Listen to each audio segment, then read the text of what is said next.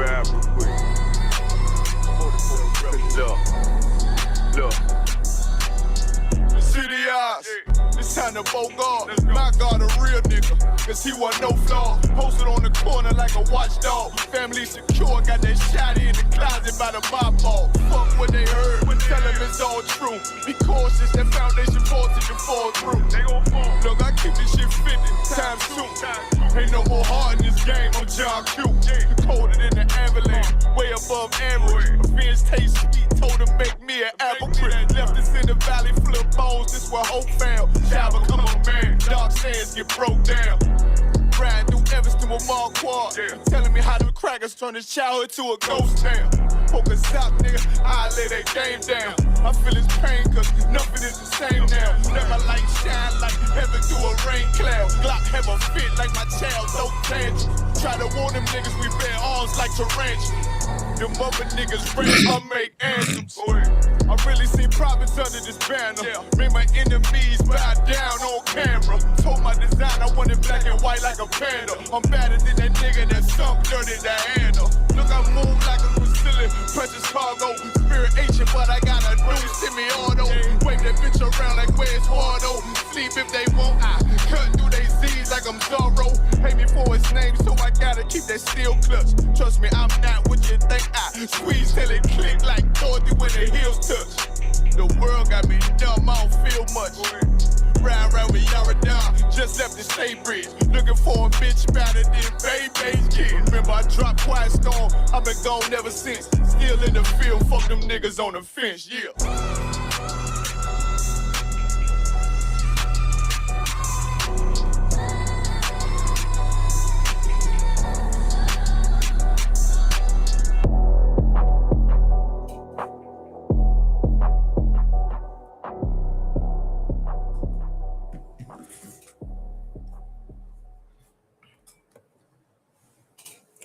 All right. Stop the music. Shalom, Israel. You live with the Israelite School of Universal Practical Knowledge. Priest and Captain Soccer War holding down the class live from Memphis, Tennessee. Every Tuesday, Wednesday, and Thursday, we have classes here in Memphis from 6 to 8 p.m. Central Standard Time.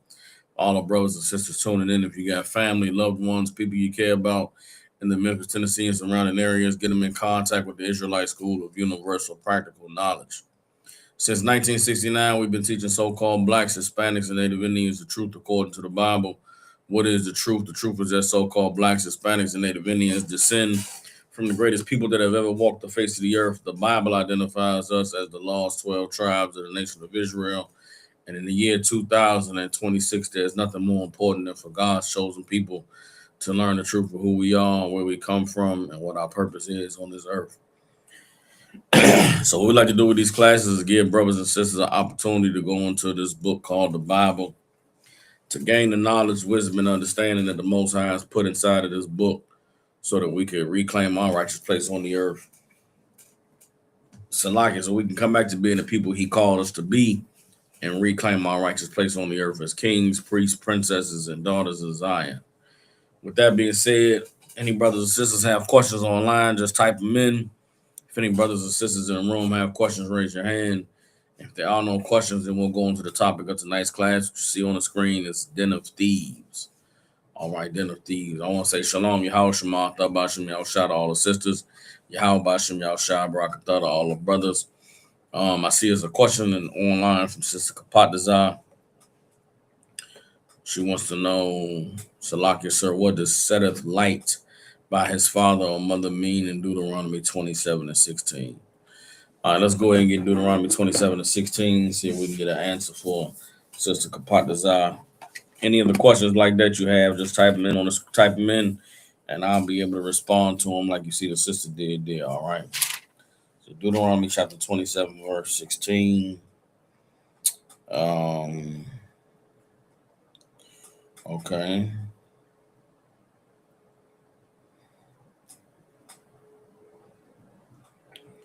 Okay.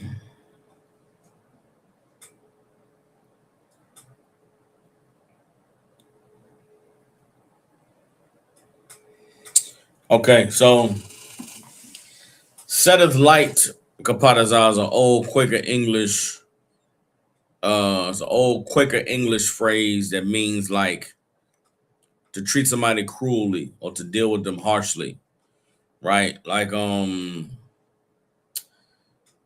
okay, let's read the verse and I'll break it down for you.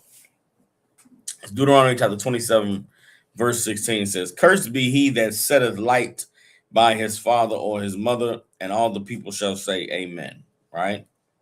That setteth light term means to treat with contempt or to be cruel towards, to be evil towards. You understand? Somebody that disrespects their parents, somebody that doesn't acknowledge them as a parental figure. Meaning not in the sense of obeying them and doing everything they said to do, but in the sense of giving them the honor you're supposed to give to a parent. Even if you're mad at them, you know what I'm saying, watching what you say out your mouth. Even if you're angry about something, watching how you talk to them. It's you know what I'm saying. There's a difference between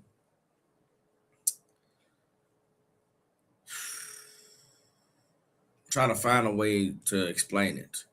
To set the light is to set light is to like disregard or not show any care for. You understand? Um in old English, when somebody talked about not taking something seriously, they talked about it like it's a light thing, or it's no big deal, it's no sweat. You understand? It's to deal with something lightly is like you don't even take it seriously, right? This is saying you cannot treat your parents like they're a light thing. You can't set light by them. Like, I don't care what's happening with them. I don't care what they get, what they're going through, what they're dealing with. I don't care who they are. I don't care if that's my mother. I don't care if that's my father. It's like you can't deal with your parents like they people on the streets. Like they somebody, that you don't have any respect or honor for. So this is really in line with honoring your mother and father. Honoring your mother and father is to not set light by them, and to not deal with them cruelly, not deal with them harshly. You know what I'm saying? Of course, we know that honoring your mother and your father is talking about in their old age, caring for them, respecting them in their old age, looking out for them, making sure they're taken care of. Setteth light is the opposite of that. To not take care of your parents, to not honor your mother and father would be to set light by them. I mean, like to treat them lightly, treat them like they're not a big deal, treat them like they're not somebody that you're supposed to be respecting and honoring. You understand? So let me know if you understand that the sister said she said concert. So that's what it means to setteth light. It's like deal with them harshly or to not honor them, not have respect for them in their old age. All right. Are there any other questions online before we go ahead and get into tonight's topic?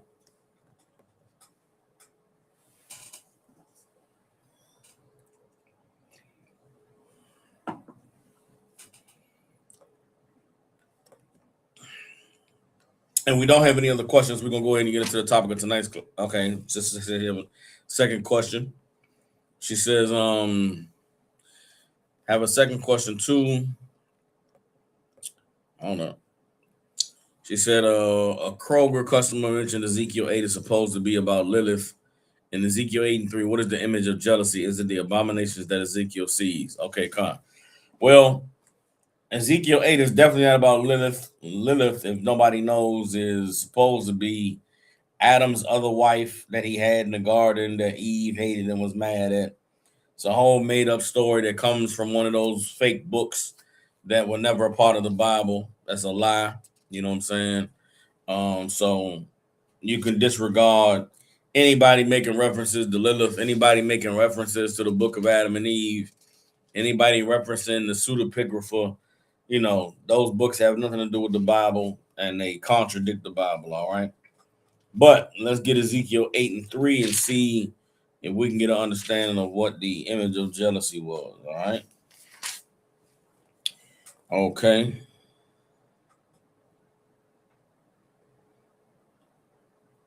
Okay. All right. No sweat. All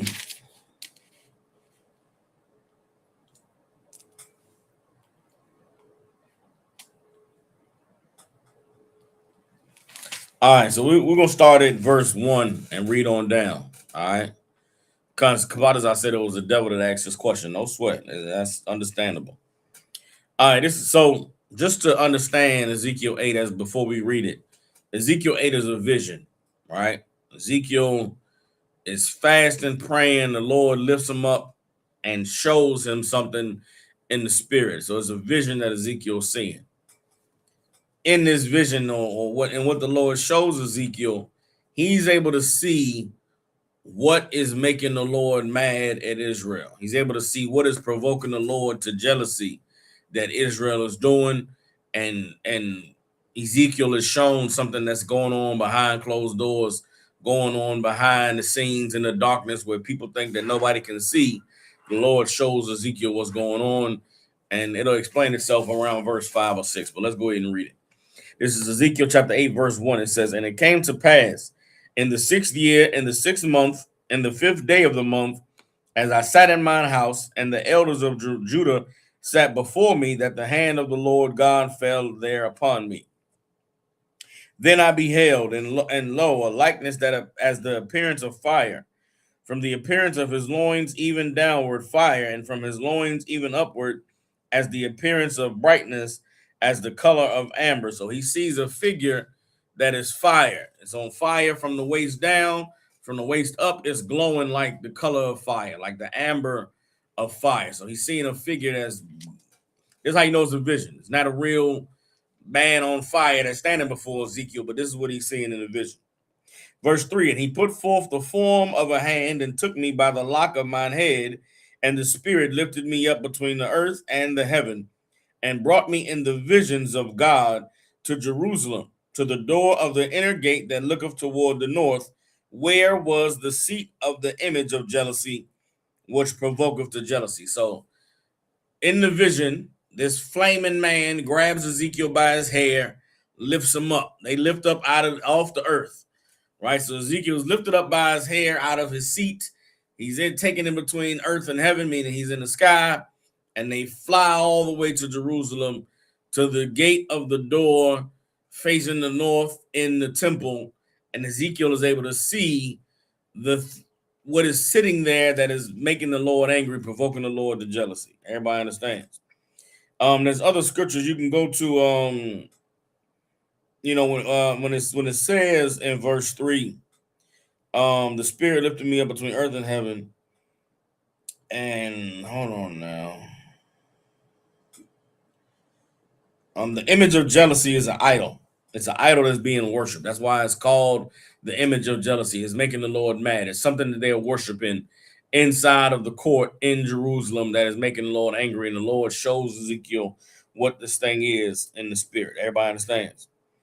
All right, so it's Ezekiel 8:4. "And behold, the glory of the God of Israel was there, according to the vision that I saw in the plain. Then said he unto me, Son of man, lift up thine eyes now the way toward the north. So I lifted up mine eyes the way toward the north. And behold, northward at the gate of the altar, this image of jealousy in the entry." So towards the gate, towards the altar, before you get to the altar where the priest got to pass through, there's an idol that is there. An idol is a statue or an object that is being worshipped, that people are saying this is God.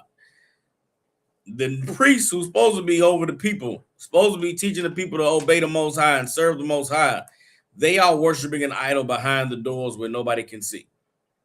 And the Lord is punishing Israel for it, and nobody knows why Israel is being punished, but the Lord is showing Ezekiel why Israel is being punished. Everybody understands? Read more, verse 6. "He said furthermore unto me, Son of man, seest thou what they do, even the great abominations that the house of Israel committeth here, that I should go far off from my sanctuary? But turn thee yet again, and thou shalt see greater abominations. And he brought me to the door of the courts. And when I looked behind a hole in the wall, behold, a hole in the wall. Then said he unto me, Son of man, dig now in the wall. And when I had digged in the wall, behold, a door. And he said unto me, Go in and behold the wicked abominations that they do here." Now, this is important because you have to understand Ezekiel is still sitting at his house in front of the elders that came to see him. These men came to a prophet of God to understand Why are we suffering? Why are we being destroyed? What's going on in Israel? And so that he can answer, the Lord lifts Ezekiel up in the spirit and shows him what is happening in Jerusalem, shows him what's happening behind closed doors. We live in a world today, which is on topic with the class, where these rich, powerful people in this country believe that the things that they are doing behind closed doors are going to go unpunished. They believe that they are so smart and they're so skillful that nobody is wise to the evil of their doings, and they'll never have to pay for any, they'll never have to suffer any consequences for the evil that they do. That is what was going on amongst the leadership of Israel in the days of Ezekiel. They worshiping false gods, praying to idols, and we're going to see the next abominable thing that's going on behind the doors in the inner court where the priests are that the Lord shows Ezekiel. So this is now Ezekiel 8 and 10. So I went in and saw, and behold, every form of creeping things and abominable beasts, and all the idols of the house of Israel portrayed upon the wall round about. And there stood before them 70 men of the ancients of the house of Israel. And in the midst of them stood Jaazaniah, the son of Shaphan, with every man his censer in his hand, and a thick cloud of incense went up.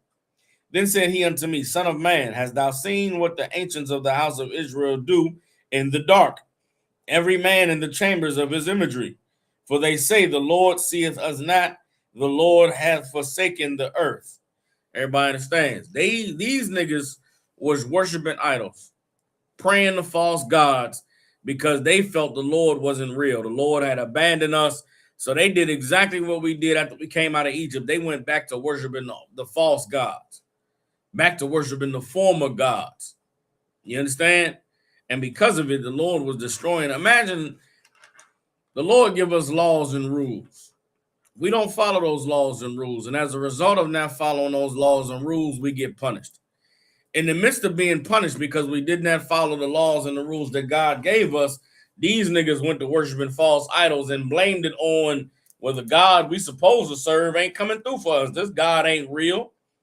It's like today. People are Christians because they don't believe in the God of the Bible, or brothers turn Muslim because the God of Christianity never answered their prayers. The God of Christianity never came through for them. But nigga, you was never doing what you, first of all, the God of Christianity is a false God. But a lot of our people claim to be fed up with religion, claim to be fed up with worshiping the sky daddy when you never obeyed the Most High to begin with. You never followed the Most High to begin with. So for you to come now and to say that, you're not going to follow these laws or follow these rules because they don't work, that God ain't real, you're a clown, you're a fool. Everybody understands. These priests that were in Jerusalem doing this evil, the Lord showed Ezekiel what was going on behind closed doors. So not only were they worshiping false idols, they eating pork, they eating shrimp, they eating bugs and doing all manner of horrible things that goes against the laws that God gave Israel. All right. Let me know if you understand, Kapatazar. So this scripture is important in showing us that there is no darkness. There's nothing that can be done in the darkness that the Lord is not going to deal with us for. There is no evil that you can hide from the Most High. If you're doing some evil, doing some dirt, you best believe the Lord sees you. And because the Lord sees you, guess what? He'll make sure the men of the Lord see you. There's brothers and sisters out there that don't believe that the God of this Bible is real. They believe they can do whatever they want to do. And because man doesn't see it, they don't have nothing to worry about. Well, you don't know about the God of this Bible. You don't know about the God of these scriptures. You understand? The God of this Bible is real, and everything that is done in darkness will be brought to the light, which is why you should make sure that the things you're doing when nobody is around is greater than what you do when everybody can see you. Everybody understand? You can't be a hypocrite in here, man. You can't be not in this day and not in this generation. You can't pretend to love the Lord and serve the Most High, and then when nobody's watching, you eating pork and shrimp and sneaking smoking weed and sneaking, having sex with hoes on the internet or doing whatever evil you're doing. The Lord is going to deal with you. Everybody understands. If you read on, sis, I ain't gonna go into it now, but if you read on the rest of Ezekiel 8, you find out they was worshiping Tammuz, which is one of the Babylonian goddesses, the queen of heaven. Tammuz is not Lilith. Tammuz is a goddess, Ishtar, same as man, who was the broad that's supposed to have Horus and Osiris, Nimrod's mother? All of them was Tammuz, the queen of heaven that they worship. It's the same as the Mother Mary today. All of these female gods that have been worshipped all the way since the days of the Babylonians. The men of the elders in Israel, ancients of Israel, were worshiping them, and that's why the Lord was punishing us. You understand?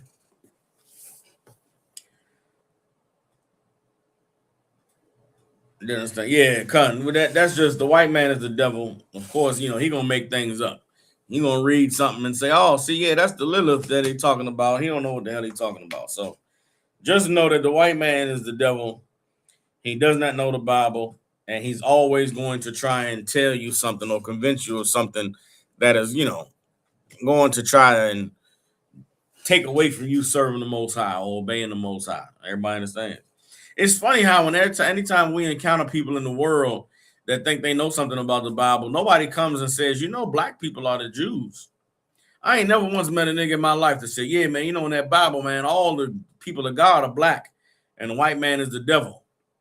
I ain't never met nobody that said, yeah, man, the Bible, that God in that Bible racist, man. I only love one people. All the things that we teach in the UPK, the truth of the Bible is the real conspiracy in the earth. There is no conspiracy on the planet greater than the truth of the Bible is God does not love everybody, that he chose one race of people, and that race of people are so-called niggas, Hispanics, and Native Indians. Everybody that knows some type of conspiracy about the Bible, Shakespeare wrote the Bible because in Psalm 72 and 1 it says shake, and then in the last verse it says spear, and the shake and the spear lets you know that it's Shakespeare wrote it. All right, my nigga. Okay, sure. And you know that the angels came down and had sex with the women and made giants in the Bible. That's where you get the Nephilim from. Can you show me that in the scripture? They can't show you that in the Bible. You understand? Yeah, man. Jesus' mama never had sex with nobody, popped up pregnant, and the man that she was married to stayed with her and this baby that she was pregnant with that nobody took credit for. And he just was a good man, so he kept her. But he was worried about it at the same time, and the angel had to visit him to tell him it was going to be okay to keep this woman who was a whore because she was pregnant, even though he never had sex with her. And then Jesus came forth. Okay, that's what you think that's what you think the Bible is saying. All these fake conspiracies that people claim, nobody ever claims, yeah, man, that the Bible only about one people that God loves. The Bible is only about the deliverance of one nation. Nobody knows, the conspiracy that everybody think about the Bible is not the truth. The greatest conspiracy is the truth, is the facts that we teach in the ISUPK, which is why everybody look at us like we crazy and think that we don't know what we're talking about. But in today's world that we're living in, we are witnessing the Lord exposing a great evil and a great cruelty and uncovering a great hoax that has plagued the earth for many, many generations at this time. And what I'm talking about is the robbery and the thievery and the evil that has taken place in the highest levels of this government in this land that we call America. For so long, we were taught about the American dream, and we were taught that America was a country that was founded on the pursuit of life, liberty, and happiness for all people. We were told that America was the land of milk and honey, where anybody could come here and make it big and do it up and live a wonderful, amazing life. And in 2026, we are quickly seeing a full reversal of all of the propaganda that we were taught about America growing up in this place. There was a time that being black in America, you felt like there was a chance that you could make it because America is a place where anybody can make it. Being black in America, we were programmed to believe that we were in the greatest country on the earth and there was no better place for us to be. When you look at what's going on with Donald Trump and the government and the inflation and the price of gas going up and the groceries getting more expensive and the jobs getting more scarce, a lot of us are realizing that this place is not what we were taught it was. That the opportunities available to us are not the opportunities that we were convinced we were going to have as kids growing up. Right now, we're watching these data centers being built all over the country, and they're telling us that these data centers, the reason why these data centers are being financed and built is because they're going to eliminate regular people from working some of these jobs because AI is going to do it. Well, everybody knows that if computers take over these jobs, that means people are not going to be able to work them no more. And if people can't work them, there are no replacement jobs coming. So what does that mean? They are purposefully making it so that people can't get jobs, so that they can't, make any money, so that they starve and die and be homeless and live in the streets. And it's a horrible, evil thing that's taking place in this country right now. And a lot of people are just sitting by and watching it happen. There's an old parable about the best way to cook a frog. So if you want to cook a frog, you don't take a frog and put it in boiling water. You try to put a frog in boiling water, he's gonna jump out of the water, he's gonna kick and scream and fight, and it's gonna ruin the meat. It's gonna be a horrible thing. So if you want to cook a frog, you put a frog in cold water. Put a frog in cold water and put that cold water over the flame. You put the flame on low, and that frog will sit in that cold water. As that cold water gets heated and it turns warm, the frog will still sit in that cold water. And as that cold water turns warm, that frog will still sit in that warm water. And as that warm water begins to heat up and gets to boiling, the frog is going to stay in that water because in the frog's mind, this is the same cold water that I got dropped into. And the frog will sit there until it dies in boiling heat because the frog's mind doesn't register that there's a flame outside that's heating this water up. Well, that's where we are in America today. This devolving of the American dream is like people being boiled in a pot of water that used to be cold, used to be comforting. Like we are already past the point of no return when it comes to this economy, when it comes to the job market, when it comes to, people's rights, when it comes to the checks and balances of the government.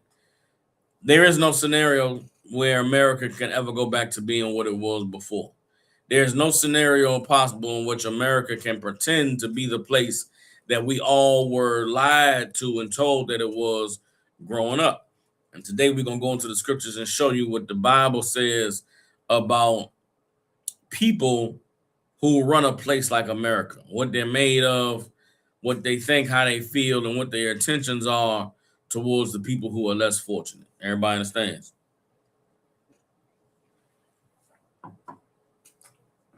So the first scripture we're going to get is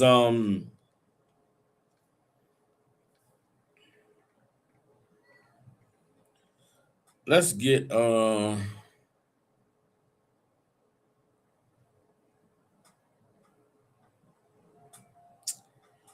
let's get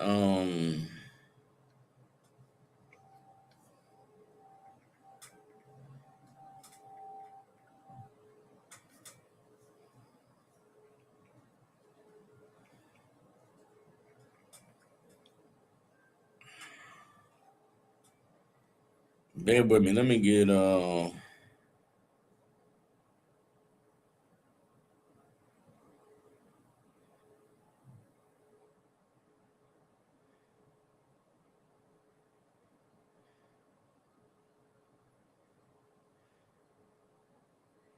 on.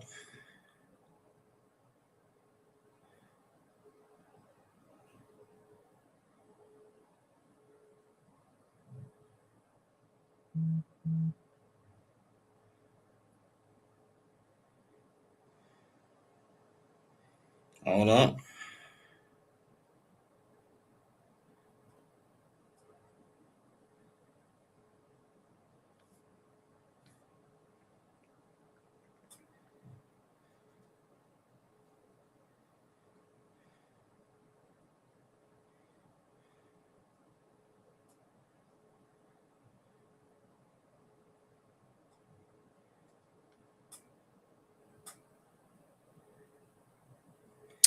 All right, let's get Isaiah 32.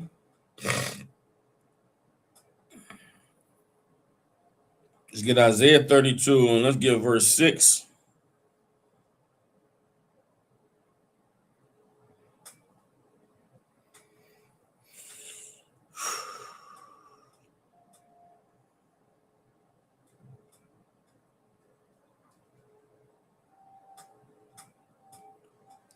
Isaiah 32, 6 and 7. Let's get Isaiah 32, 6 and 7. All right.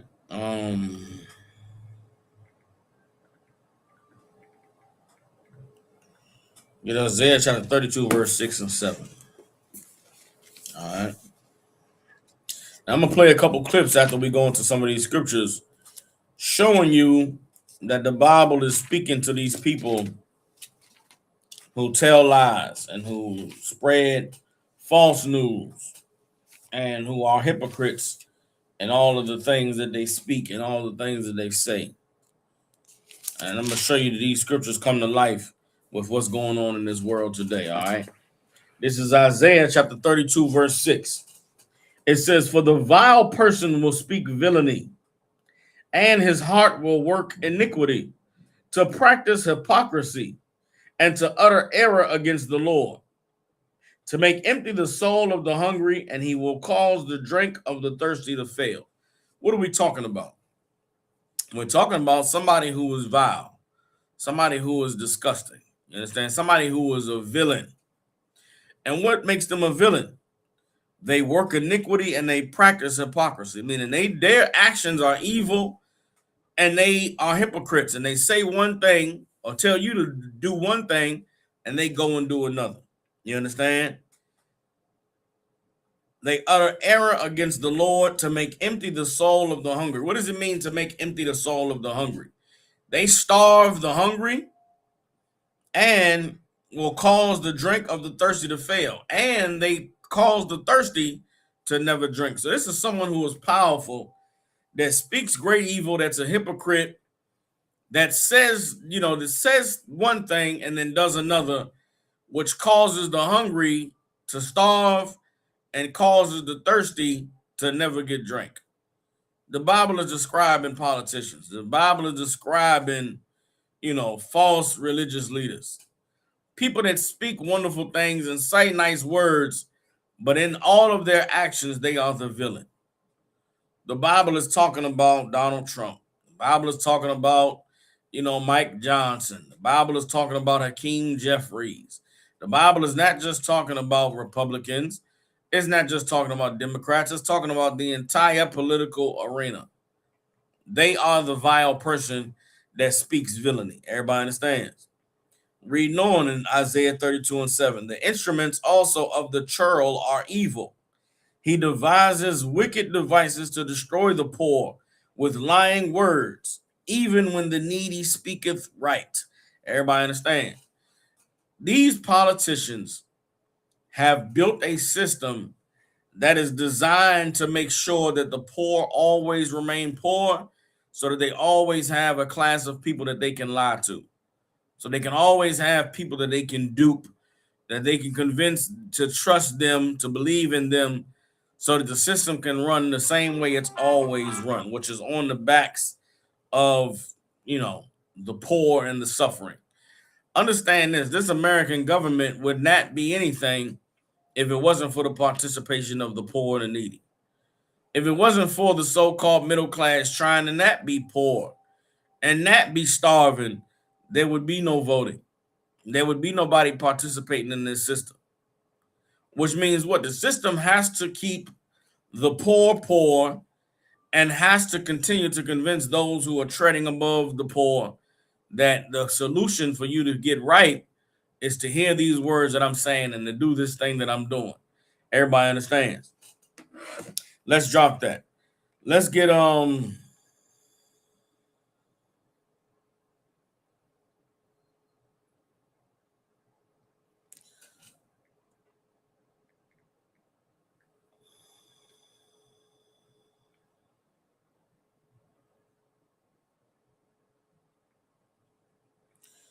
Psalms chapter 10.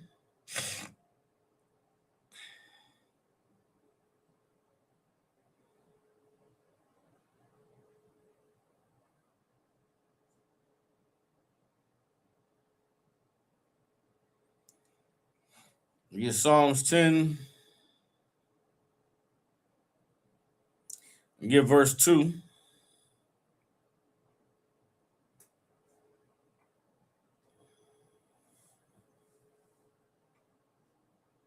Now let's get Psalms 10, verse 6, and we'll read on down to verse 8. Verse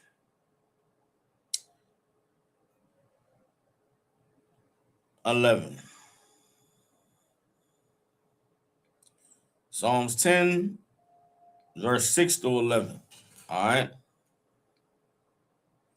I'm reading Psalms chapter 6, 10, verse 6. It says, He has said in his heart, I shall not be moved, for I shall never be in adversity. Who's saying this? The wicked is saying this. The ones in power and control are saying this. They are saying, I shall not be moved, for I shall never be in adversity. You understand? Meaning what? They're not worried about the poor. They're not worried about the people that's suffering, because in their minds, they'll never be one of the suffering. They'll never be one of the poor. So they do their evil, do their wickedness. They tell their lies because they don't believe there's no real consequences. They don't believe there's any real threat that's coming their way. This is Psalms 10 and 7. His mouth is full of cursing and deceit and fraud. Under his tongue is mischief and vanity. He sits in the lurking places of the villages. In the secret places does he murder the innocent. His eyes are privately set against the poor. He lieth in wait secretly as a lion in his den. He lies in wait to catch the poor. He does catch the poor when he draws him into his net. He crouches and humbles himself that the poor may fall by his strong ones. He has said in his heart, God has forgotten. He hides his face, he will never see. This is what's in the minds of the elites of this society. This is what's in the minds of the rich and the wealthy of this society. They don't care about the poor. They abuse the poor, take advantage of the poor, unalive the poor. You understand? Pass laws and devices that will cause poor people to be locked up and arrested and go to prison with no, timeline to get free. They'll deport people who come over here to work for pennies on the dollar. Why? Because they are the wicked and they believe that there's not a God that's watching. They don't believe that there's a God that one day they'll have to answer to. So they do this evil and live this wicked life because they don't believe there's consequences and repercussions. Everybody understands.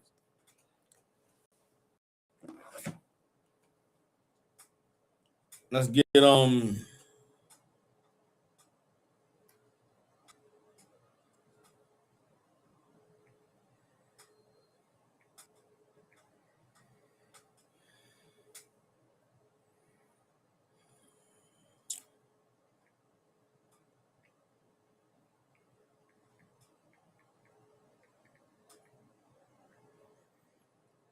right, let's get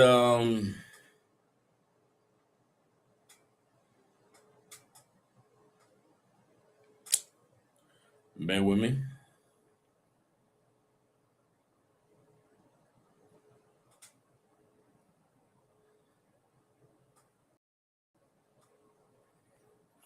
Um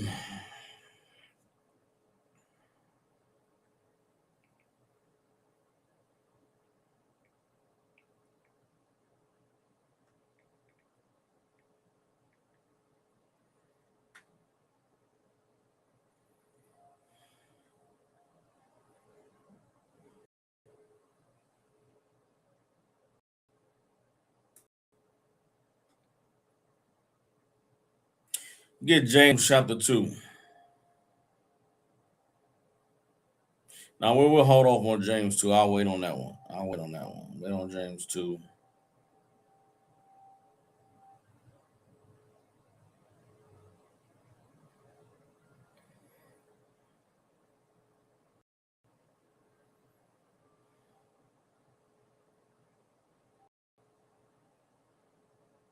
Hold up.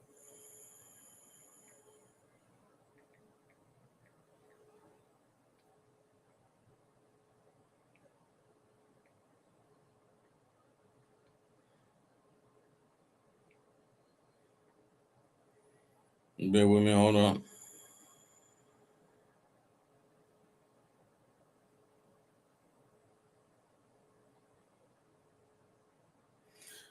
All right, let's get Psalms 9, chapter 9.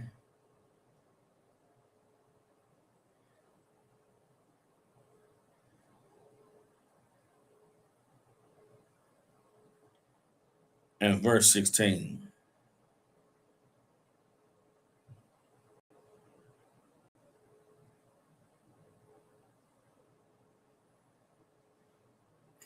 Get Psalms 9 and 15. Get Psalms chapter 9, verse 15. Psalms 9 and 15 reads, "The heathen are sunk down in the pit that they made. In the net which they hid is their own foot taken." Who are the heathen? The nations that go against the Most High. The nations that are against the 12 tribes, right? The Bible is saying that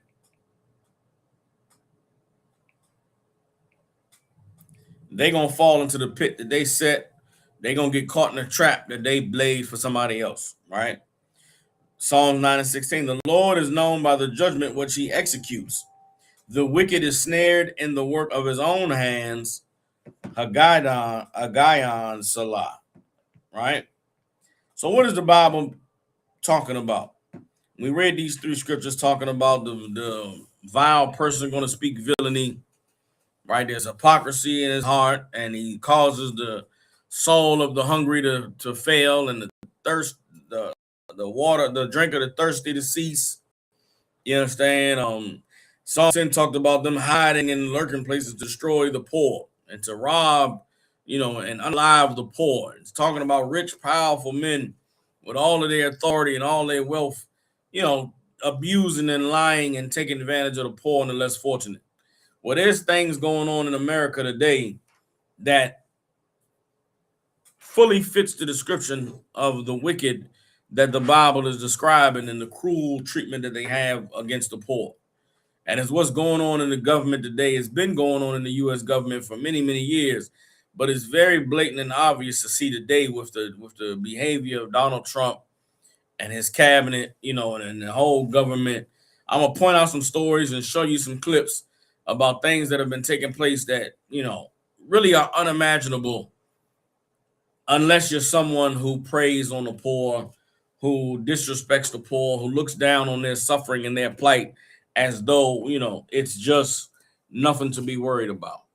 That scripture we read at the start of class in Ezekiel 8 and 3, where it talks about setting light. I mean, not Ezekiel 8 and 3, Deuteronomy 27 and 16, where it talks about setting light by your parents. Well, America is setting light by the poor and by the suffering. They are, dealing with the poor and really the lower middle class in this country very cruelly, very harshly, robbing them of their wealth, robbing them of their opportunities, teaching their children to go to school, to go to college, to get degrees, take out student loans, and never be able to find a job that'll help pay all that money back. And all of it is designed to rob the poor, to trap them and ensnare them in a system of debt servitude that goes against everything that the Lord established for us here in this book called the Bible. Don't you know that in the Bible there are rules against everything that the American establishment stands for? There's laws in the Bible against usury. What is usury? Loaning money at interest. There's laws in the Bible against, keeping someone poor and in debt forever.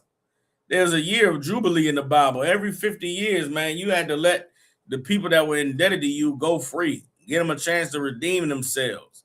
You understand? When you read about slavery in the Bible is debt servitude. Somebody who is poor and in debt, and because you're in debt, you got to come work it off. Come on my farm, work it off. Come at this business and work it off for me. And if your debt is so great that you and your children got to come work for me, then all of y'all my employees. You understand? The Bible gives rules on debt servitude, do's and don'ts, that America never followed, that these other countries in the world never follow. So when people come and ask us, y'all say y'all mad about slavery in America, but the Bible promotes slavery. Yeah, the Bible does promote slavery. Not what America did to our people. What America did to our people is not in the Bible. In the Bible, there's rules about hitting someone, beating someone. In the Bible, there's rules against, against the forced taking of a woman sexually. You can't force yourself on a woman according to the Bible. You can't, you can't know a man has a woman, send him out in the field to work, and then you go and have sex with his woman while he's out in the field. That goes against the laws of the Bible. America stands by itself as a cruel, evil empire that embodies everything that goes against God and goes against the Bible. And what is taking place right now today with Donald Trump and the U.S. government is absolutely diabolically evil and wicked and villainy according to the word of God. You understand? Just 2 days ago, I'm going to play this video and then I'll come back and we can talk about it. You understand? I'm going to play this video about what transpired recently with the government and show you just how evil, just how cruel, just how diabolical Donald Trump and this U.S. government is. Let me go ahead and get this video up for y'all. Let me see if I can put myself and the video on screen. Okay, hopefully this will work. Y'all watch this. Check this out. American history. Let me walk you through what just happened, because if you're not paying close attention, you may have missed the most corrupt thing a sitting president has done in modern American history. Earlier this year, Donald Trump sued the IRS. He demanded $10 billion from the federal government over the leak of his tax returns back in 2019. Think about just that for a second. The president of the United States sued his own government for $10 billion in his personal capacity. Here's where it gets worse. The Justice Department was supposed to defend the government against that lawsuit, but of course the Justice Department works for Donald Trump. So Trump's personal lawyers were negotiating against Trump's own Justice Department in a case where Trump controls both sides. And the federal judge in Florida, no less, saw exactly what was happening. She ordered both sides to come into the court and explain whether they were actually opposing each other or whether they were just colluding to hand Trump a payout. That deadline was this Wednesday. So today, Monday, Trump's lawyers made their move. They dismissed the lawsuit. They told the judge that no judicial analysis is appropriate. They cut the judge out of the process altogether.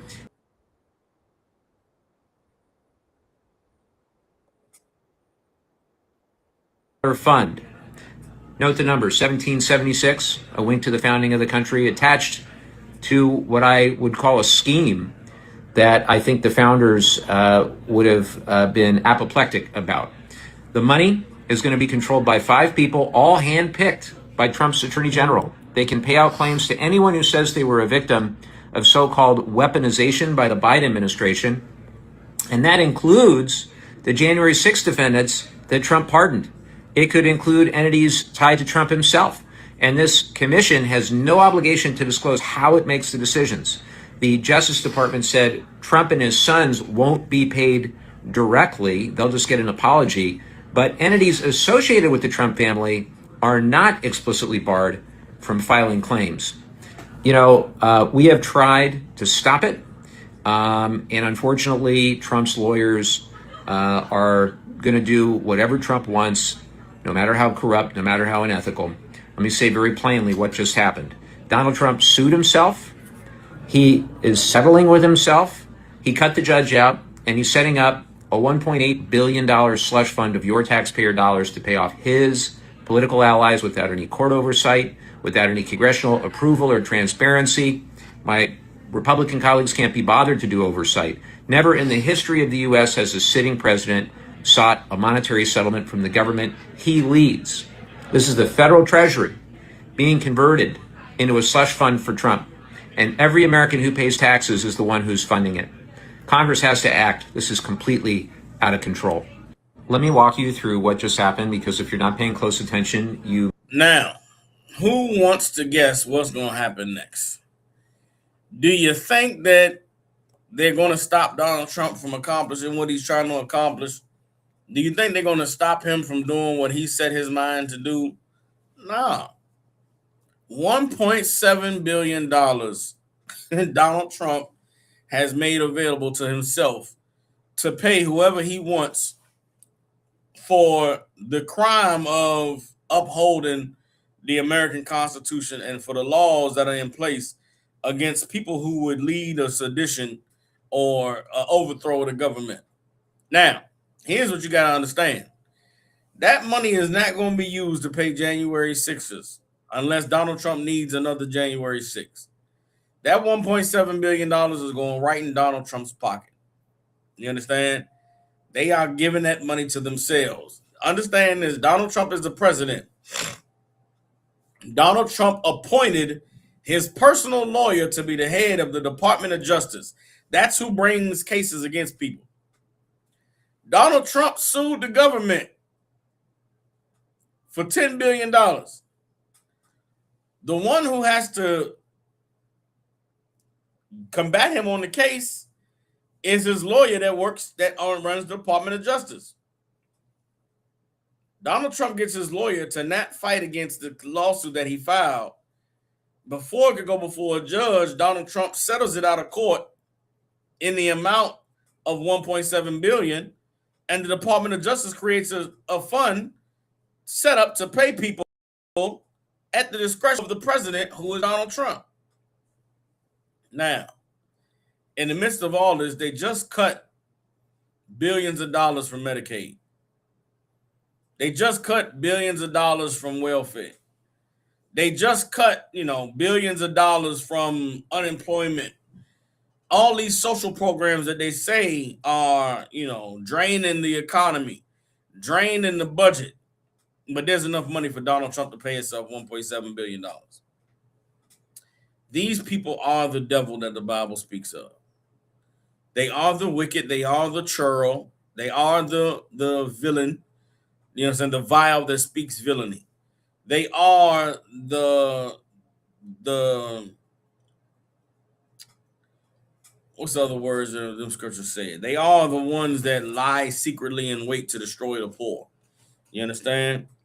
It is such an abominable, diabolical thing that is taking place with this government right now. And brothers and sisters have to see that these people who are running this country are the cruel and the wicked that the Bible speaks of. And it always has been that way. It was the same thing that's happening now with Donald Trump was what was going on during the war and going on in 9/11 with George Bush and with Dick Cheney and Halliburton. It's the same thing that went on in 2008 with the fall of the collapse of the banking system and the bailout that George Bush pushed for and that Barack Obama approved. These people have been robbing from the poor for many, many years. There are billionaires in this country that own Amazon, that owns Facebook, that owns YouTube. They don't pay no taxes. But you know who's third they coming for every time? Mine's and yours. They scrutinize. You make $66,000 a year. They make sure that they got their 21. And they feel like they didn't get their 21. They scrutinize you and audit you and look at your records. But when it comes to a rich man, they won't look at his records. They won't look at the rich that money that Donald Trump has spent. They ain't gonna look into his records to see how much money he spent. So like, y'all, give me 1 second. I need to unplay one song. I got this other video together. While I'm getting this video together, I'm gonna play a song for y'all. So like, and I'm gonna come back with the rest of the breakdown. All right. And bear with me. We're gonna take a small interlude. I gotta pull this video up. I'm gonna play might be a song or two. Play a song or two, and I'm gonna be right back. All right, y'all bear with me.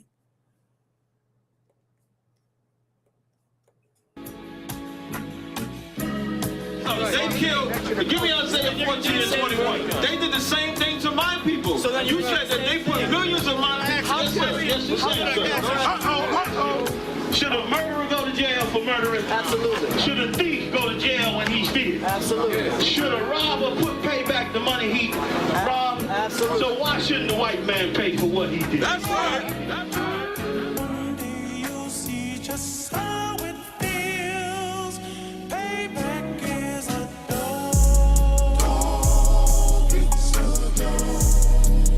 Payback is a dog. It's a dog. Payback is a dog. It's a dog. Payback is a dog.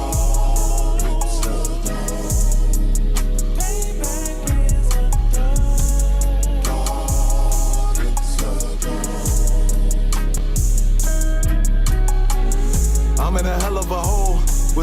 expected to grow.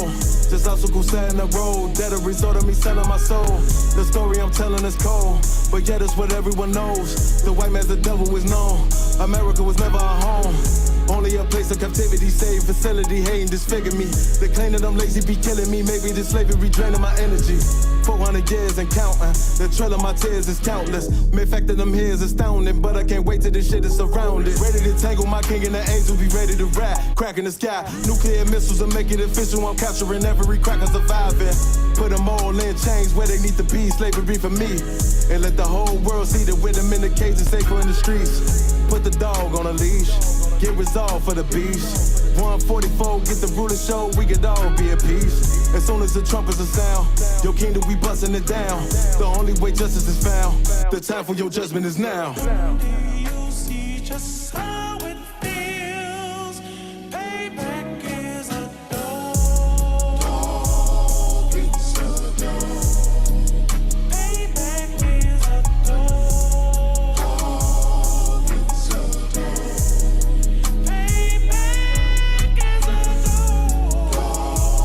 It's a dog. Payback is a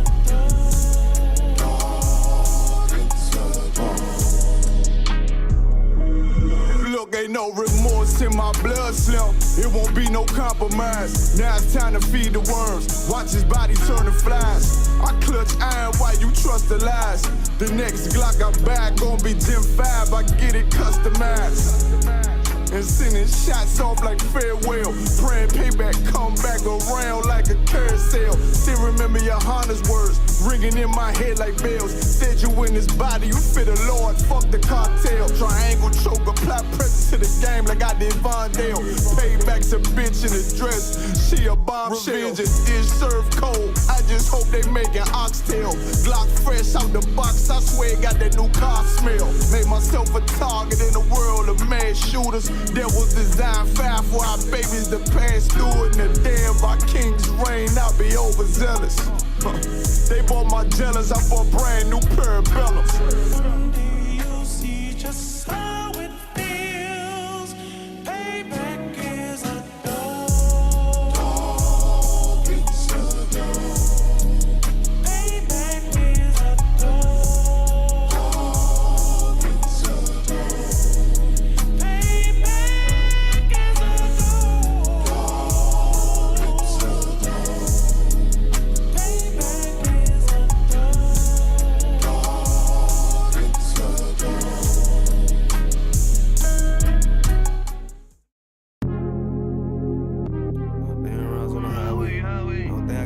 Lifestyle, that's my boss, bitch, and my wordplay. Hey, when I get mad, turn the Scarface.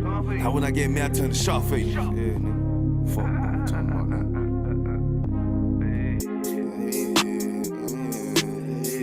Hey, tell me how it is, tell me how you feel, tell me what it is, tell me what you wanna do. Put sad boy plotting on who? I done seen it all before I came through. Must don't understand, nigga, I'm in the truth, lame ass nigga. But these crackers tryna shoot shit my way. 100 down rides on the highway. Only thing I got in this lifestyle, that's my boss, bitch, and my wordplay. Hey, when I get mad, turn the Scarface. Now when I get mad, turn the Sharface. Yeah, I'm up in South Beach with this shit, nigga, Miami. Fuck on me. Tell me how it is, tell me how you feel, tell me what it is. I'm always in the field, always dressed to kill, nigga. What the fuck you talking about? But your pussy boy, but you ain't talking about nothing, but you ain't making noise. You ain't on that shit thought you was. Who the fuck these niggas thought they was? They don't even know that. Shooting at me and I'm a throwback. I don't look back, that's a throwback. No, I don't look sad cause I'm on that. Boy, get shot at the tough, that's a toe tag. Lame ass cracker don't want the guns on me. But these people wanna know everything. But the booze and the chica. I tell these soft ass boys how to think. When I'm on my grind, let it hang. Yeah, my nutsack on these fuck niggas when I don't give a fuck. What they be hating on cause I'm up, nigga. What the fuck, nigga? Who the fuck these niggas thought they was? Yeah, all the time a nigga growing. All the time a nigga knowing. Gotta stack it up, keep that bitch fluent. Hey, hey, tell me how it is, tell me how you feel, tell me what it is. Gotta flip the deal, gotta keep the steel, kill a big kid. Nah, nigga, for real, I'm ready for the for real. Nigga, I'm ready for the war, nigga. But they crackers tryna shoot shit my way. 100 down rounds on the highway. Only thing I got in this lifestyle, that's my boss, bitch, and my wordplay. Hey, when I get mad, turn to Scarface. Now when I get mad, turn to Scarface. We up here with the scene, nigga, with the Colombians and shit. Cutting niggas' heads off and shit. Tell me how it is, tell me how you feel. Always just a kid, shoot 'em up the hill. Gotta keep it still, nah, nigga, for real. Heady boy, I think they talking about. Why X out your rank, walking on your sand. On the highway, chasing after bands. Boy, wanna hate, they don't understand. Boy, wanna hate, soft two cans. Sam, man, nigga. I told you for that nigga, they don't know it. Yeah, chasing after one, I love that shit. Cause the thrill of the hunt keep me on my shit. Yeah, the deck on my hip with a stand-up clip. Yeah, motherfucker, we'll kill your ass. We'll motherfucking dissect your ass. Cut a head off, put a body for the buzzers. Matter of fact, fuck them buzzers, nigga. You know we head hunters. Hey, call nigga Sharface, nigga. What the fuck you talking about? Yeah. All right. Shalom, Lord Christ. Salaki, y'all. Had to get these videos together. That Shaw video that played was not the video that was supposed to play after Payback was the dog. But Salaki, the water for y'all bearing with me. Again, the topic is the Den of Thieves, man. We're talking about the corruption going on in the U.S. government, the evil that they are imagining against the poor, and that they're stealing all this money from the government, leaving the poor, tax-paying people on the hook to pay for, these absorbent amounts of money that they're stealing from the government. And it's absolutely a diabolical thing. I ended off before I took the break talking about how only the poor pay taxes in this country. The poor and middle class is who's responsible for taxes. The rich and the billionaires, the ultra wealthy, they don't have to pay any taxes in this country. Jeff Bezos, who runs Amazon, does not pay any taxes. You understand? Donald Trump, who's a multi-billionaire now, and this story I'm about to show y'all, this video I'm about to play, not only has he never revealed his taxes to the government, because he runs the Justice Department and runs the Congress right now, he has passed a law that says him and his family will never, ever have to reveal their taxes. So no one's ever going to really find out just how much money Donald Trump and his family stole from the government during his presidency, because he just passed a law making it so you could never check his records.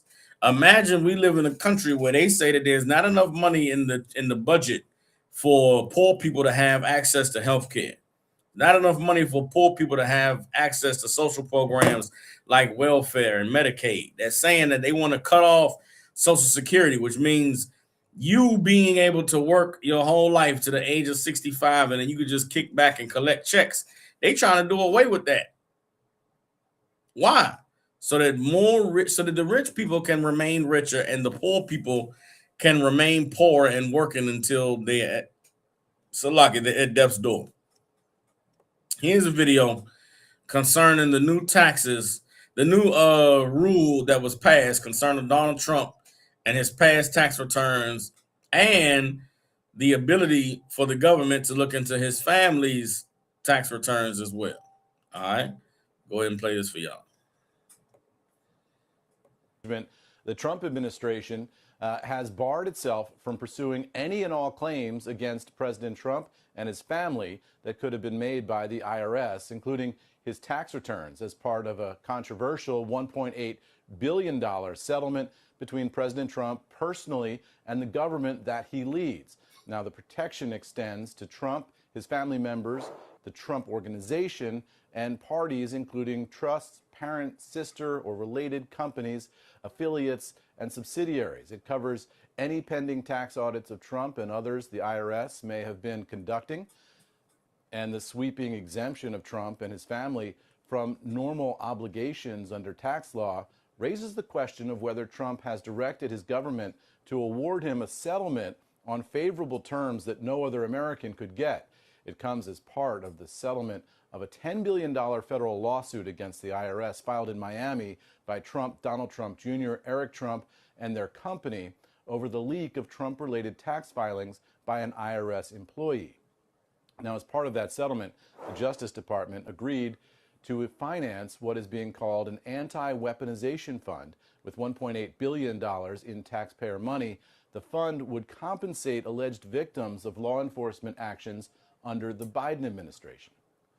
Now, a Department of Justice spokeswoman defended the deal, saying there would be little point in settling several significant claims if either party could simply turn around and seek to initiate more adverse claims that could have been pursued previously. In an unprecedented arrangement, the Trump administration has barred itself from pursuing any and all. So that's that. That's that on that. Donald Trump has, being in control of the Department of Justice, settled out of court with himself over a lawsuit that he brought against the IRS for $10 billion. He settled for $1.8 billion. Then part of the $1.8 billion settlement, he had the Department of Justice pass a ruling that states we will never look into Donald Trump's tax returns. We'll never look into his family's tax returns. Anybody that is associated with the Trump brand will never have to know if they pay taxes. We'll never be able to charge them to make them pay taxes. Like, this is an unimaginable evil being done in the sight of all the people. That poor people aren't afforded these luxuries. Poor people aren't afforded these opportunities. Imagine the IRS file a complaint. IRS overcharge you for the money that you're supposed to pay back, and you find out through calculations that they overcharged you. You think you could sue the IRS for $10 billion and get a settlement in the amount of $1.8 billion for the injustice that was served to you, for the wrong that was done to you? What makes Donald Trump somebody that he could sue for $10 billion besides a man with power that can settle out of court with himself to make sure that he gets paid? Sister Kazakwana said, now that's a brilliant devil. He protected his own family from his big, beautiful bill project. Absolutely. Absolutely. Which means what? Who gets left out to dry? Who gets the short end of the stick? The poor, the needy. These devils can enrich themselves and make themselves billions of dollars. And guess who got to pay for it? Who has to pay for the $1.8 billion wrongful government fund? The damn people that pay taxes. That money come out of your check. You look at your check every week, every 2 weeks, and you see FICA on there. That's Donald Trump and the U.S. government. You understand? Or you see, I forget what the other one is. This is another one of them names on them checks. They just take a third of take a chunk of your money out, and you be like, who the hell is this? Well, that money got to come out of your check because Donald Trump got to pay himself because the government found him to have done wrong by not submitting his tax return. Donald Trump got to pay himself because y'all had the nerve to, appropriately convict him on 37 counts of doing evil against the government. Donald Trump got to tax y'all $1.8 billion because y'all had the nerve to follow the rules and the laws that America has on the books about trying to overthrow the government. These devils will overthrow anything if it means they get to get their way. You understand? Let me get man.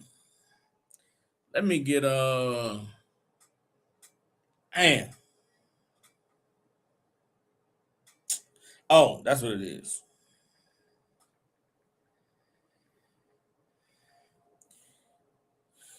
Hold on.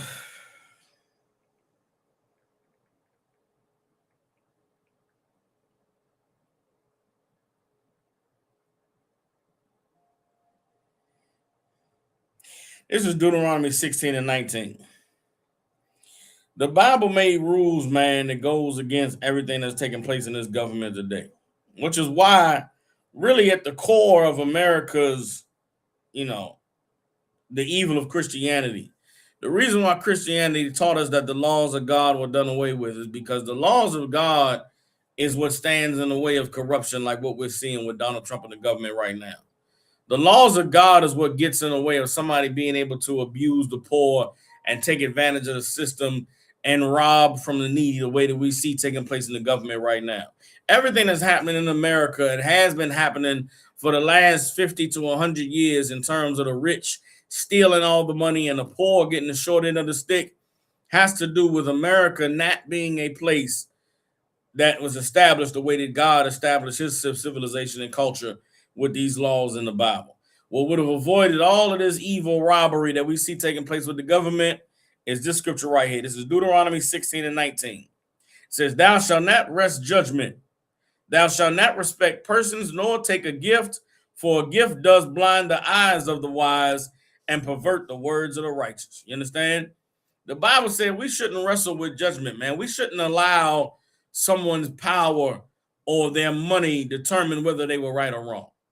We shouldn't allow someone's money and their wealth to determine whether they have to face the consequences like everybody else has to face the consequences. You understand? It's an evil thing, man, being in America, and these people are above the law. Donald Trump thought because he was rich, because he was once the president, that he should have been above the laws. The man had people attack the Capitol building and try to overthrow the government. He thought that it was supposed to just be allowed to ride, that they should have let it slide because he was the president. And because they didn't let it slide, America tried to have some integrity. America tried to have some sense of, right and wrong. Donald Trump came back and said, I'm gonna show y'all about some right and wrong. I'm gonna teach y'all what happens when you stand in the way of a rich man being rich and greedy. And that's what everything taking place right now is. That Donald Trump showing why you should never get in the way of a rich man. And I'm guarantee you, Americans are learning. They're learning right now that when a rich man want to do some evil, you should just let that rich man do evil. These rich men will, the Epstein files is the evidence that these rich people are doing crimes, doing horrible, evil things to children. Donald Trump has publicly spoken about doing horrible, evil things to women and grabbing them by the vagina and all manner of filth. Yet and still, his money and his wealth and his influence is showing you that this is a country that was built on corruption, built on cruelty against the poor. Imagine Donald Trump is, doing all this evil. You still got poor people voting for him.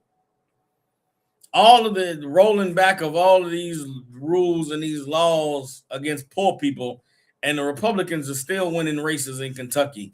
That's, they got rid of the one guy, Thomas Massey, that was in support of the Epstein files being released. He just got outvoted in Kentucky yesterday, which means what? There's a certain section of this population of people that don't give a damn about the rules, don't give a damn about the laws. They see Donald Trump and his family robbing and stealing all the money, and they support it. They want more of it because these are not a sensible people. These are not a people that have, common sense. These are people that are exactly what Trump knows that they are, which is why he takes advantage of them the way that he does. Let me get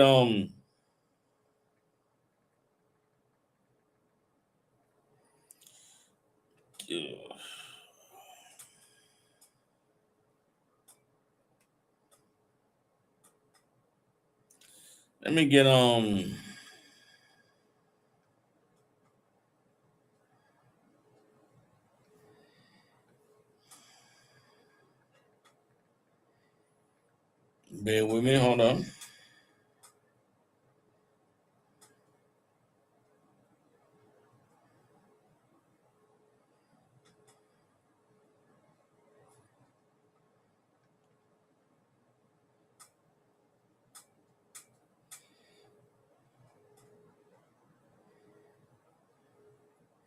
Bear with me, hold on.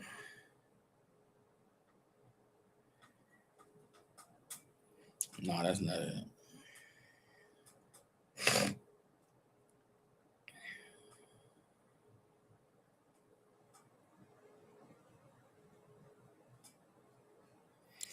Hold on.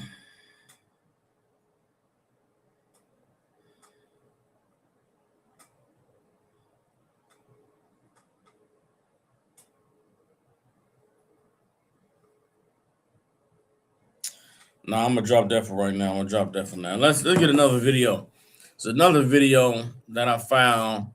Now, this is a super insensitive, tone deaf, just not considering the poor and the suffering of the people. That shows you the level of thinking that they have in Washington, D.C. right now. This is Speaker of the House of Representatives, Mike Johnson, who he's the Republican majority speaker. So he speaks for the Republicans. They have the majority in the Congress right now. So he goes to speak. When Congress speaks, he's the voice speaking out for them, right? This man held a press conference.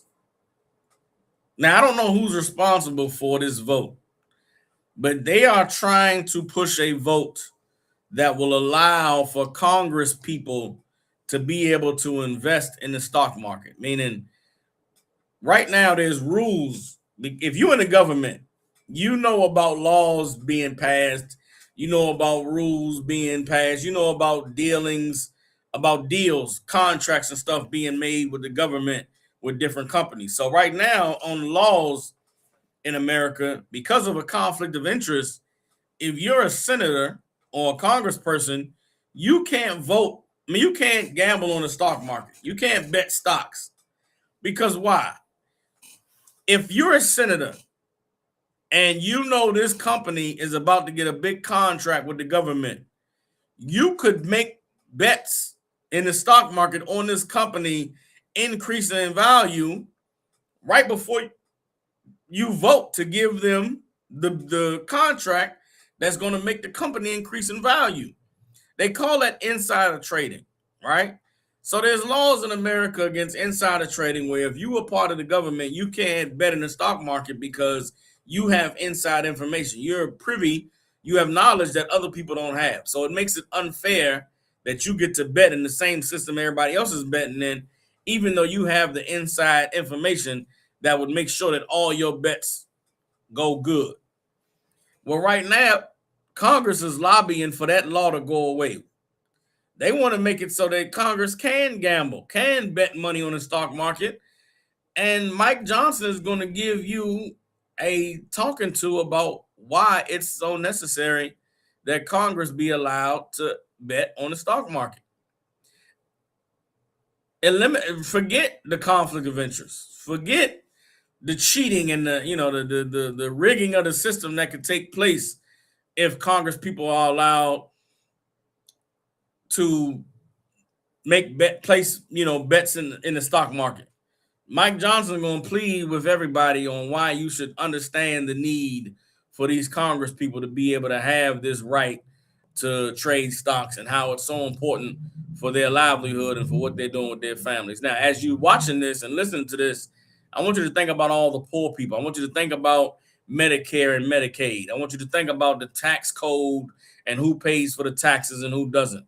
I want you to think about the stock market and who gets bailed out when their bet on the stock market doesn't work versus who loses their pensions and loses their retirements. And everybody just says, oh, man, well, better luck next time.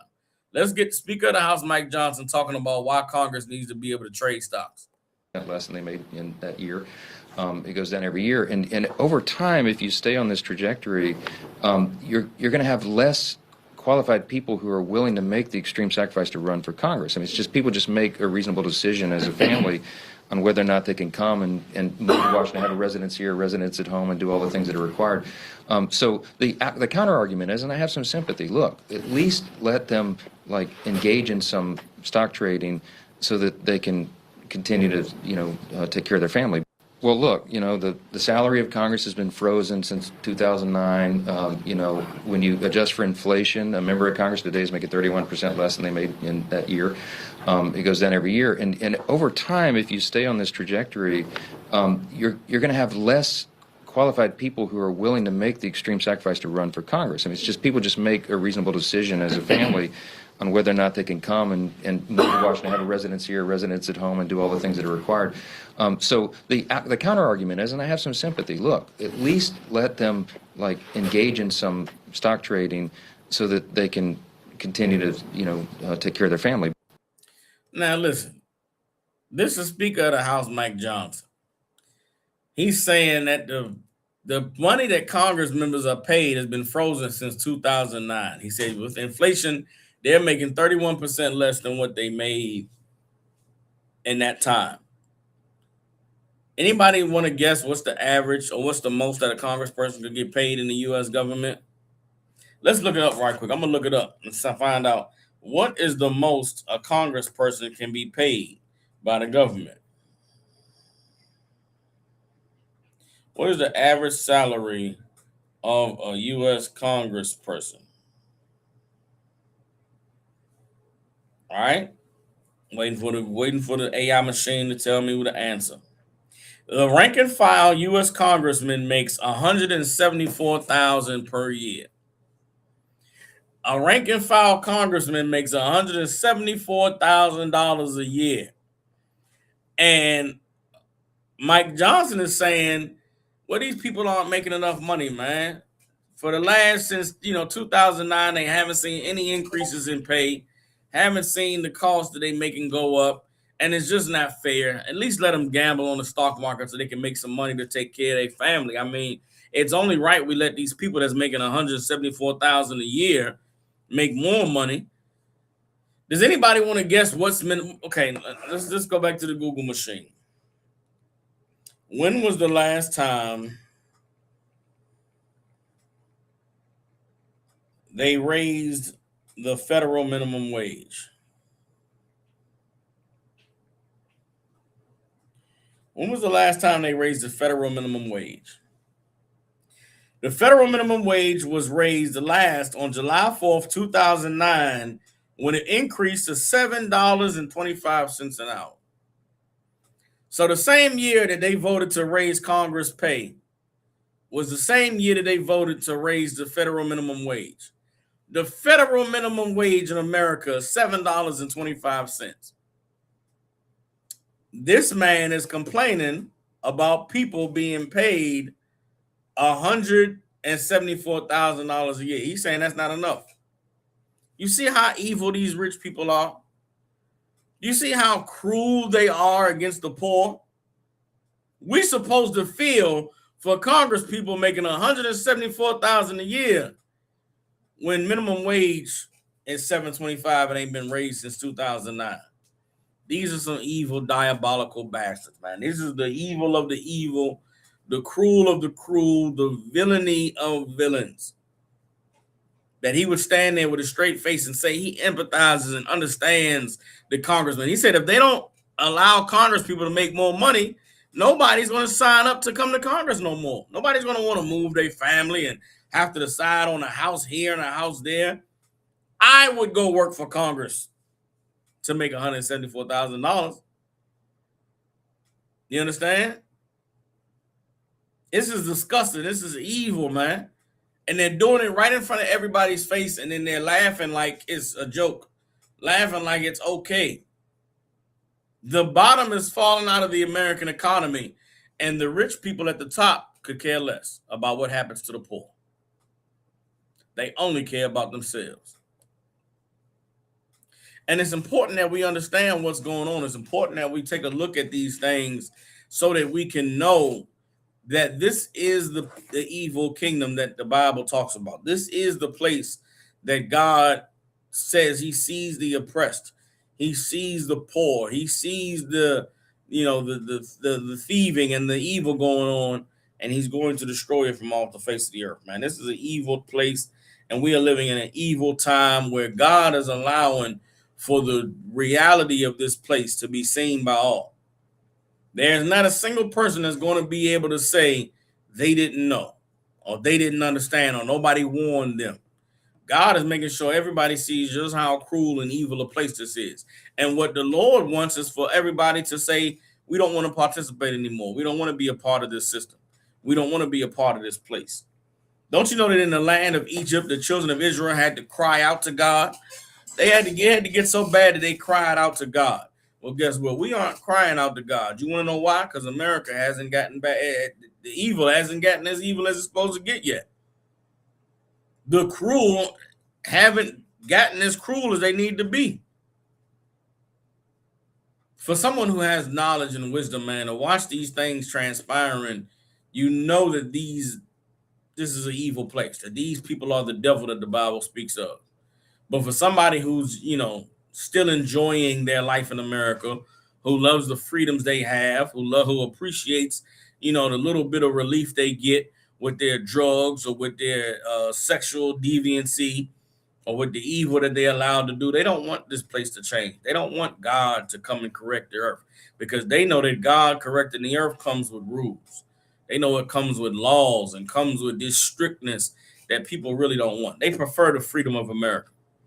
They prefer the freedom of rich people like Donald Trump robbing everybody blind and then holding himself unaccountable, holding himself not guilty.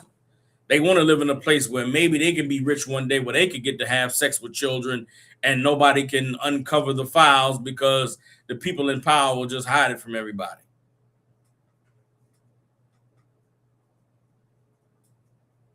There's no way that people who are poor and people who are suffering should have to do with the hypocrisy and the injustice taking place in the highest seats of power in this place. You understand? Let's drop that. Let me get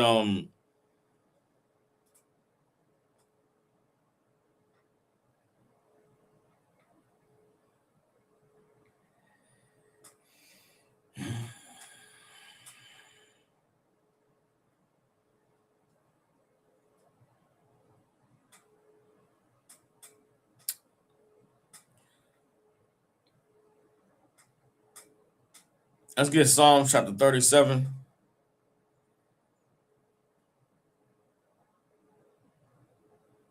Psalms 37 and 37.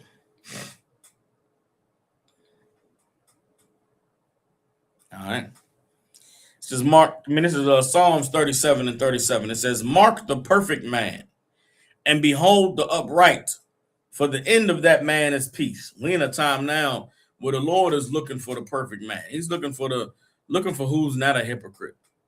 He's looking for who is obedient to his ways and his laws. He's looking for those who want to be delivered out of this cruel, evil place. And the Lord said, mark him, and the end of that man is peace. Verse 38, but the transgressors shall be destroyed together. The end of the wicked shall be cut off. But the salvation of the righteous is of the Most High. He is their strength in the time of trouble. And the Lord shall help them and deliver them. He shall deliver them from the wicked and save them because they trust in him. Right now, there's too many people that still trusting in America. They still trusting in the government, still trusting in the American dream. Well, the Lord said the righteous are going to be delivered, are going to be because they trust in him. There are some of us who see the writing on the wall. We see Donald Trump and his family cashing out, and we see the trip over there to China to try and make a deal. We see the holding of the Strait of Hormuz and the stranglehold that they have on the gas industry. And we know that this means the end of America. We know that the dollar is falling and the bottom is falling out, and we are preparing ourselves for the reality of that. But there's some people who don't want the end of America. They don't want to see the fall of this empire, and they're begging and praying and doing whatever they can to see this place upheld. They're not going to be delivered. They're not going to get salvation because they're trusting in Egypt and not trusting in the Lord. Everybody understands. Let me get Isaiah chapter 31. It's Isaiah 31 and 1.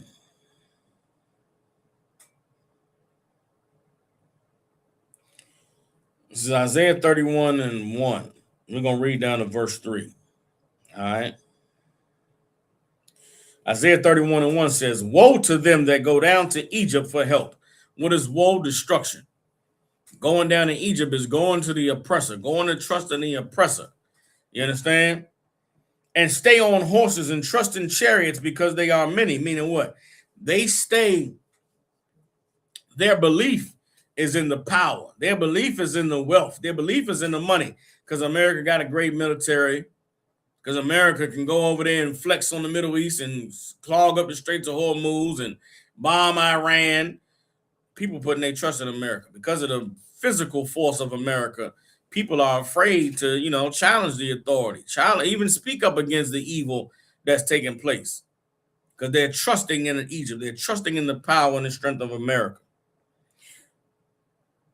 Reading on. And in horsemen because they are very strong, but they look not unto the Holy One of Israel, neither seek the Lord.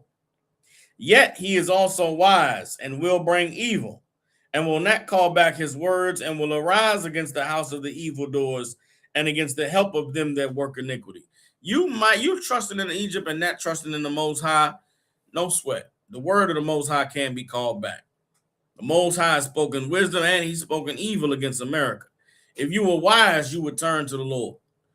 You cannot wait until gas is $10 to turn to the Lord. You can't wait until, groceries cost more than what your check is. You can't wait until AI takes over all the jobs and you pouring in the street with no food to eat, no water to drink before you turn to the Most High. You got to turn to God now and plead with him. You got to hear the warnings of the men of God and see the writing on the wall that America is falling and turn to God now. Did the Lord wait?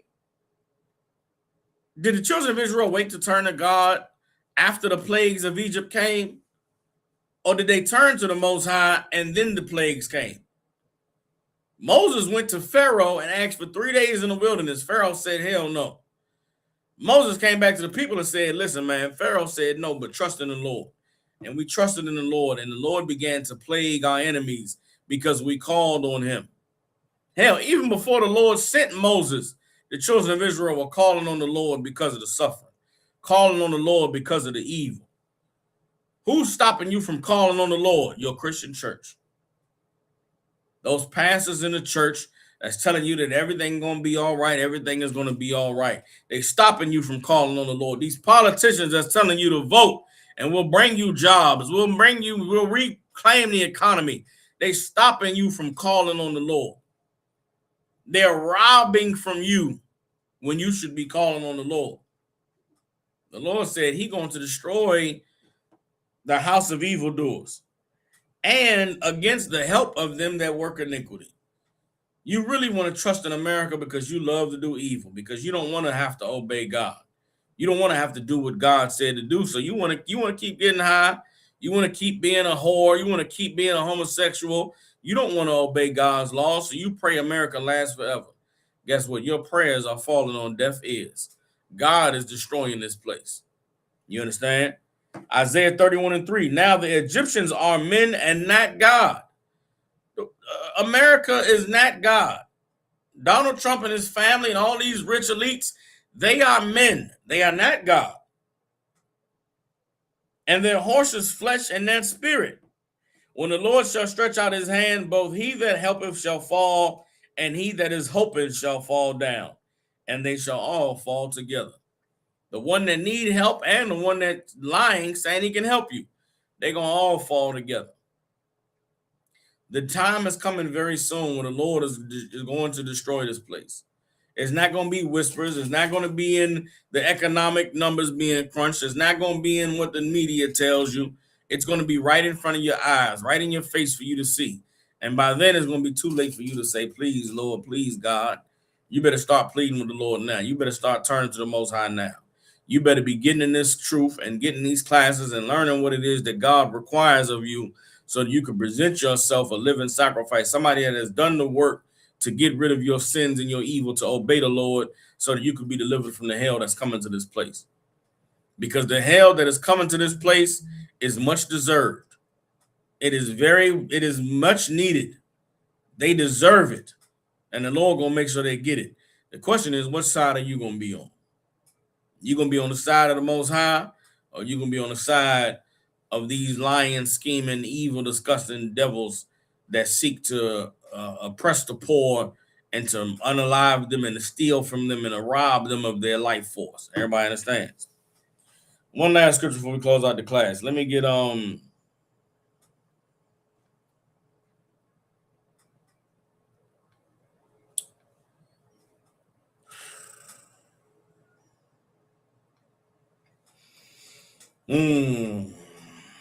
so many scriptures I can go to about the destruction.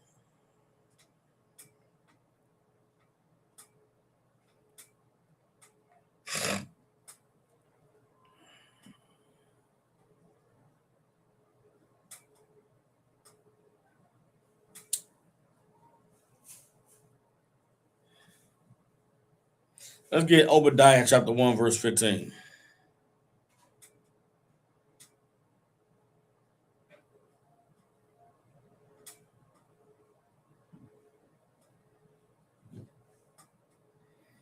So Obadiah chapter 1, verse 15. You read Obadiah. Obadiah is a book that is prophesying against the mountain of Edom, the house of Esau, which is the house of America, the house of the European, the house of the so-called Caucasian. You understand? And it's speaking to their leadership and those in their power structure. This is what Obadiah 1:15 says. For the day of the Lord is near upon all the heathen. As thou hast done, it shall be done unto thee. Thy reward shall return upon thine own head. You understand? The Lord is going to repay our oppressor for the evil that they've done to us. And in repaying our oppressor for the evil that they've done to us, the Lord is going to remember their cruelty against the poor. Going to remember their, attack against those who are less fortunate. They're preying upon those who had no power, who had no authority to speak for them, to stand for them. Right now, in 2026, the Israelite School of Universal Practical Knowledge is the authority of the poor and the suffering amongst God's people. We are the voice for those who don't have the words to speak for themselves. And the words that we are speaking are the praying that the Most High will fulfill his word and keep his promise to raise our nation up as he condemns our oppressors and punishes them for the evil that they've done against us. We are in a time now, in a day, where we can no longer look to the Den of Thieves for salvation, to look to the Den of Thieves for deliverance. We are in a time now where we must stand with the Most High and call on him to deliver us, seeing that the end of this place has already been made manifest. You understand? With that, brothers and sisters, get in class, man, and serve the Lord. Become who he called you to be. Turn to him now before the bottom falls out. Turn to him now before the prices get outrageous. Turn to him now before it is too late, because now is the time that we should be preparing ourselves and gearing up for the great work the Lord is going to do in this place. With that, clap it up. We're the Israelite School of Universal Practical Knowledge out of 1 West 125th Street in Harlem, New York. Since 1969, we've been teaching so-called Blacks, Hispanics, and Native Indians the truth according to the Bible. What is the truth? The truth is that so-called Blacks, Hispanics, and Native Indians descend from the greatest people that have ever walked the face of the earth. The Bible identifies us as the lost 12 tribes of the nation of Israel. And in the year 2026, there's nothing more important than for God's chosen people to learn the truth of who we are, where we come from, and what our purpose is on this earth. All you brothers and sisters tuning in, if you got family, loved ones, people you care about in the Memphis, Tennessee, and surrounding areas, get them in contact with the ISUPK. If you're not in the Memphis, Tennessee, and surrounding areas, find a UPK school near you. Tap in, learn the truth, change your life, become who the Lord calls you to be. And with that, shalom, Israel.